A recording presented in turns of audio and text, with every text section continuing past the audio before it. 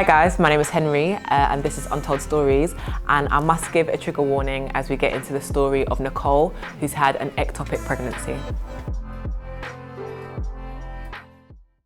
The pain that I was actually experiencing, a lot of my friends have kids, so I was calling a lot of my friends like, oh, you know, is this normal, is that normal? They were saying that it was probably my womb expanding, but in the end, actually, obviously it wasn't.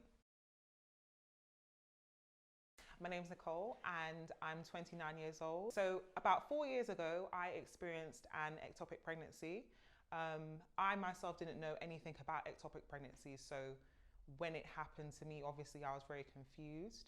I started to have pain, probably about 2 weeks into knowing that I was pregnant. I remember on January the 13th, obviously that's not a good day as it is, but January the 13th, my tube actually ruptured, and I started internally bleeding, and that is when, unfortunately, I didn't even know, but I was dying. I've got to the hospital now. These times my mum didn't even know I was pregnant. I was gonna probably tell my mum probably about 3 months in that, yeah, mum, I'm pregnant. But actually in the end, it turned out I had to tell her at the hospital. So I called her and I've said that, oh mum, yeah, I'm pregnant. And she's like, first of all, for who? Sorry, what? And then, yeah, and I said, but actually I'm not pregnant anymore because my tube's ruptured and I've lost a baby, but also I'm dying. I had really nice doctors, like they all explained themselves really well, but the first nurse that actually administered me was really harsh.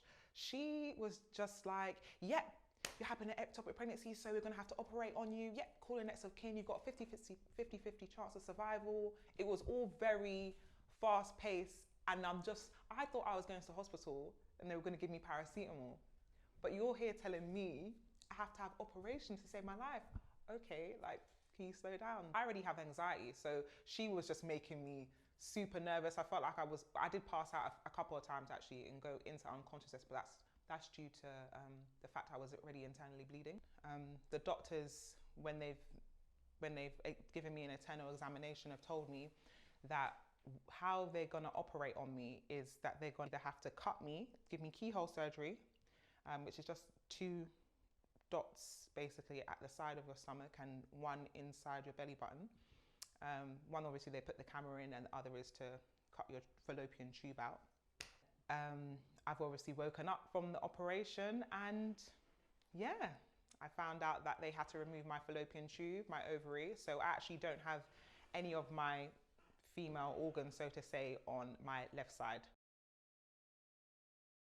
My first sign that when this was happening was more or less that I was extremely bloated, and the bloating actually comes from internal bleeding more than anything, and it's just a constant pain that wouldn't stop.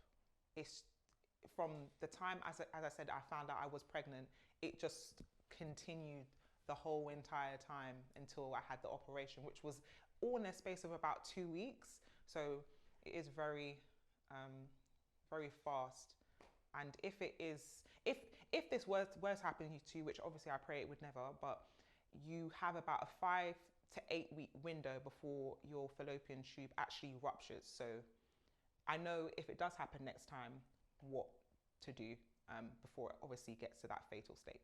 Obviously I didn't expect that to happen at such a young age, but it can. So I'm more made, and I wanted to put it out there that this can happen to you, but more so to know the signs before, if it is happening to you. So having that kind of an operation, your body obviously could never be the same because your organs all play a part. So it kind of pushes you into early menopause. So I have a lot of symptoms like hot flushes that, you know, you would get probably when you're in your 40s or whatever, but I get the hot flushes. Menstrual periods are even worse now. Yeah, and the anxiety side of things is just a lot. So yeah, there was a lot of problems after that, but my mum's been really supportive.